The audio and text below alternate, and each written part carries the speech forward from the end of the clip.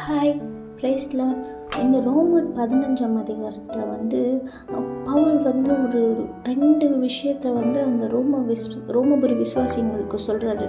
இந்த 2 விஷயத்தை மட்டும் நீங்கள் கொஞ்சம் கரெக்ட் பண்ணிக்கிட்டிங்கன்னா நல்லாயிருக்கும் அப்படின்னு சொல்லி. அது இப்போ ப்ரெசண்ட்டில் நம்மளுடைய வாழ்க்கைக்கு நம்மளுடைய சபைக்கும் தேவையான ஒரு விஷயமா இருக்கனால நம்மளும் அதில் குறைவுள்ளவங்களாக இருக்கனால நம்ம கண்டிப்பாக ப்ராக்டிஸ் பண்ணணும் டெய்லியும். சரிங்களா? அது என்ன அப்படின்னு பார்த்திங்கன்னா, நம்பர் 1 எல்லாத்துலேயும் ஸ்ட்ராங்காக இருக்கீங்க இல்லையா, ஸ்பிரிச்சுவல் லைஃப்பில், ஃபெய்த்தில் அப்படின்னு சொல்லி எல்லா விஷயத்துலேயும் பலமுள்ளவங்களா ஸ்ட்ராங்காக இருக்கிற நீங்கள் எப்போவுமே உங்களவே ப்ளீஸ் பண்ணிக்கிட்டு இருக்காமல், உங்களை பிரியப்படுத்துகிற மாதிரி நடந்துக்கிட்டு இருக்காமல், அண்ட் விசுவாசத்தில் ஸ்பிரிச்சுவல் லைஃப்லலாம் புதுசாக வந்திருக்காங்க, ரொம்ப வீக்காக இருக்காங்க, அப்படியெல்லாம் இருக்காங்க இல்லையா, அப்படிப்பட்ட வீக்காக இருக்கவங்களுக்கு அவங்களுடைய பக்தி விருத்தி இன்னும் கொஞ்சம் அதிகமாகிற மாதிரி அவங்களுக்கு பிரியமாக நீங்கள் நடந்துக்கோங்க. ஏன்னா கிறிஸ்துவ எப்போவுமே தன்னை பிரியப்படுத்துகிற மாதிரி நடந்துக்க மாட்டார். அந்த மாதிரி தான் நீங்களும் இருக்கணும். கிறிஸ்துவ உடையவராக இருக்கிற நீங்கள் எல்லாருமே உங்களவே நீங்கள் பிரியப்படுத்துகிற மாதிரியே நடந்துட்டுருக்காம, பலவீனமாக இருக்காங்க இல்லையா விசுவாசத்தில், அவங்களுக்கு கொஞ்சம் சப்போர்ட் பண்ணுற மாதிரி, அவங்களுக்கு பிரியப்படுற மாதிரி கொஞ்சமாச்சு நடந்துக்கோங்க அப்படின்னு சொல்லிட்டு ஒரு சின்ன அட்வைஸ் பண்ணுறாரு. இது நம்பர் 1.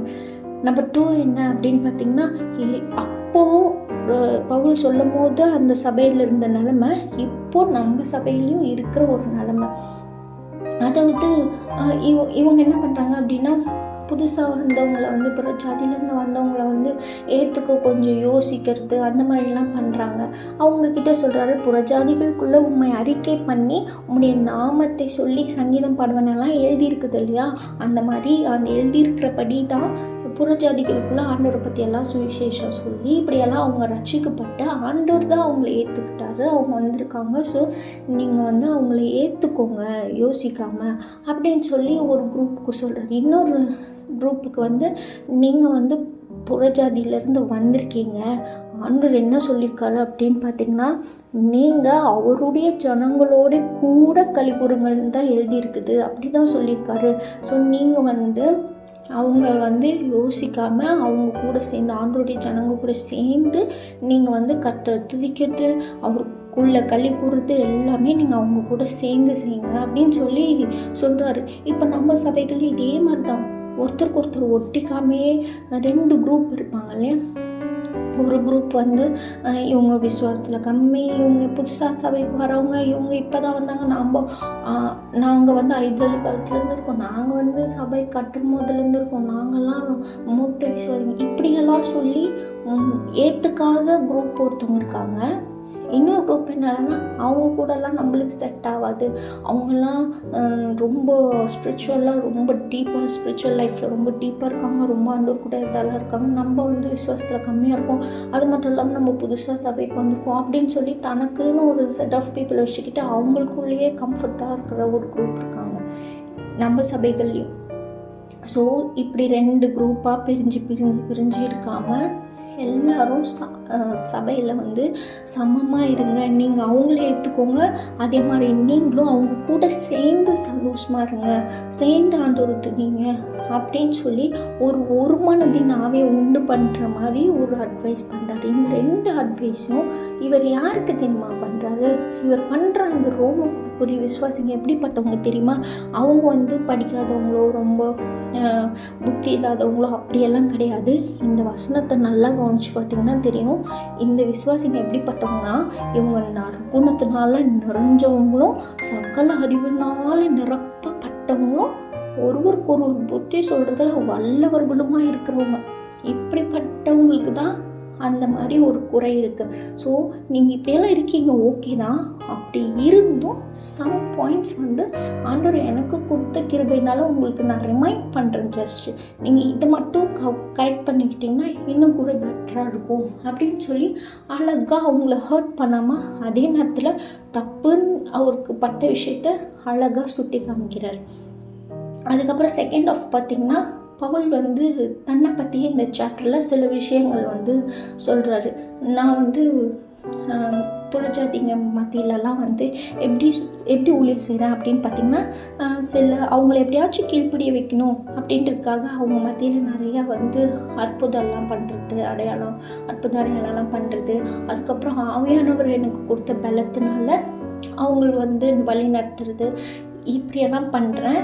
இது எல்லாமே கிறிஸ்துவானவர் என்னை வச்சு என்ன நடத்தணும், அவர் என்கிட்ட என்ன சொல்கிறாரோ இதுங்களை மட்டும்தான் நான் செய்கிறேன், இதுங்களை மட்டும்தான் நான் ஷேர் பண்ணுறேன்னு தவிர நானாக ஒரு விஷயத்தையும் சொல்லுறதுக்கு எனக்கு தைரியமே இல்லை அப்படின்னு சொல்லி தன்னை பற்றி, தன்னுடைய ஊழியத்தை பற்றி சொல்கிறார். இது மட்டும் கிடையாது, நான் இன்னொரு விஷயத்துக்கு கூட ரொம்ப யோசிப்பேன். எப்படின்னா, ரோமபுரி விசுவாசிகளாகிய உங்களை வந்து நிறைய வாட்டி மீட் பண்ண வரணும் அப்படின்னு எனக்கு ஆசை தான். ஆனால் ஒரு விஷயம் என்னை தடுத்துகிட்டே இருக்கும். அது என்னன்னு பார்த்திங்கன்னா, மற்றொருவன் போட்ட அஸ்திபாரத்து மேலே நான் கட்டாதபடிக்கு பில்டிங்கை நான் போய் எப்படி கட்டுறது, ஆல்ரெடி அங்கே பேஸ்மெண்ட் வேறு எவனோ ஒருத்தன் போட்டு வச்சுக்கிறான், அதில் எப்படி நான் கட்டுறது அப்படின்னு யோசிச்சு நான் உங்ககிட்ட நிறைய வாட்டி வரணும்னு நினைப்பேன், நான் வராமல் விட்டுறேன் அப்படின்னு சொல்கிறாரு. இன்றைக்கி நம்ம இந்த மாதிரி யாராச்சும் யோசிக்கிறோமா? இது வந்து வேற ஒருத்தவங்க வந்து கட்டி எழுப்பின ஒரு ஊழியம், கஷ்டப்பட்டு ஒவ்வொரு ஆத்மாவாக சந்தித்து ஆண்டவருக்கு தெரியாதவங்களுக்கு சத்தியத்தை சொல்லி கஷ்டப்பட்டு அவங்களுக்கு கொஞ்சம் கொஞ்சமாக ஆண்டவருக்குள்ளே வழி நடத்தி கொஞ்சம் கொஞ்சமாக அவங்களுடைய பாவ வாழ்க்கையிலேருந்து மனம் திரும்ப வச்சு அப்படி ஆண்டவருக்குள்ளே சிறுக சேர்த்த விசுவாசங்களை இப்போ ஈஸியாக வந்துட்டு அழகாக வந்துட்டு வேற ஒருத்தவங்க போட்ட பேஸ்மெண்ட்டில் பில்டிங் கட்டிட்டு இன்றைக்கி நிறைய பேர் போயிட்டே இருக்காங்க இல்லையா? பவுல்கிட்டேருந்து இந்த விஷயத்தை கற்றுக்கணும். அவர் எவ்வளோ ஒரு பெரிய ஊழியக்காரர், எவ்வளோ ஒரு ஜாக்கிரதையாக இருக்கார். அவரோட குணத்தை பாருங்கள். யாரோ போட்ட பேஸ்மெண்ட்டில் நான் பில்டிங் கட்டிடக்கூடாது அப்படின்னு அழகாக ஜாக்கிரதையாக இருக்கார் அவருடைய ஊழியத்தில். இன்றைக்கி ஊழியம் செய்கிற நம்ம இந்த ஒரு விஷயத்த பவுல்கிட்டேருந்து கற்றுக்க மறக்கவே கூடாது. நம்ம வந்து இது யார் போட்ட அஸ்திபாரம்ன்றத கவனமாக பார்க்கணும். நம்மளே அஸ்திபாரம் போட்டு நம்மளே பில்டிங் கட்டுறதுக்கு தான் பார்க்கணுமே தவிர வேறு யாராச்சும் போட்டு வச்சுக்கிறதுல ஈஸியாக கட்டிட்டு போயிடணும் அப்படின்னு நினைக்கக்கூடாது. சரிங்களா? அதுக்கப்புறம் என்ன சொல்கிறாரு அப்படின்னு பார்த்திங்கன்னா, நான் இப்போ எருசலேமுக்கு போயிட்டுருக்கேன். அங்கே இருக்க சில பரிசுத்தவான்கள் எல்லாம் ரொம்ப தரித்திரமான ஒரு நிலைமையில் இருக்காங்க, கஷ்டப்படுற ஒரு நிலைமையில் இருக்காங்க. ஸோ அவங்கள பார்க்க நான் போயிட்டுருக்கேன். இங்கேயும் மக்கதோனியா, அக்காயா இந்த மாதிரி ஊரில் இருக்கவங்களெலாம் வந்து அவங்களுக்கு சில பொருள் எல்லாம் கொடுக்கணும், கொஞ்சம் அவங்களுக்கு சப்போர்ட் பண்ணணும். அவங்களுடைய கஷ்டப்படுற விசுவாசிக்கு நல்ல நிலைமையில் இருக்கிறதானே இவங்க வந்து சப்போர்ட் பண்ணணும்னு நினைக்கிறாங்க. ஸோ அவங்க பண்ணுற சப்போர்ட்லாம் நான் அவங்களுக்கு கரெக்டாக கொண்டு போய் அந்த பரிசுத்தவான்கள் கையில் நான் பத்திரமா ஒப்பு கொடுக்கணும். அப்படி பண்ணதுக்கப்புறமா நான் உங்களை மீட் பண்ண கண்டிப்பாக நான் வரேன் அப்படின்னு சொல்லி சொல்கிறாரு. இதுக்கிடையில் நீங்கள் யாருன்னு தெரிஞ்சனால உங்ககிட்ட எனக்கு ஒரு ப்ரேயர் ரிக்வெஸ்ட் இருக்குது. என்ன அப்படின்னு பார்த்தீங்கன்னா, நான் இந்த மாதிரி பிரயாணப்படுறேன் இல்லையா, இந்த மாதிரி சமயத்தில் அவிஸ்வாசிங்க இருப்பாங்க இல்லையா, சுவிசேஷத்தை எதிர்க்கிறதுக்குனே ஒரு கூட்டம், அவங்கக்கிட்டேருந்து நான் எப்படியாச்சும் தப்பிக்கணும் அப்படின்றதுக்காக எனக்கு ப்ரேயர் பண்ணிக்கோங்க. ரெண்டாவது, நான் யாருக்காக சர்வீஸ் பண்ண போயிட்டுருக்கேன் அவங்க என்னை அக்செப்ட் பண்ணிக்கணும். சரியா? இந்த 2 விஷயத்துக்காக நான் எப்படி போராடி ஜெபிக்கிறேனோ அந்த மாதிரி நீங்களும் போராடி ஜெபிங்க அப்படின்னு சொல்லி ஒரு ப்ரேயர் ரிக்வெஸ்ட் வைக்கிறாரு. ஸோ இந்த டோட்டலாக இந்த அதிகாரத்துலேருந்து பவுல்கிட்டேருந்து நம்ம கற்றுக்க வேண்டிய விஷயம் நிறைய இருக்குது. ஒன்று வந்து அவரோட ஊழியம் எப்படி செய்கிறாருன்ற மாதிரியை காமிச்சிருக்காரு.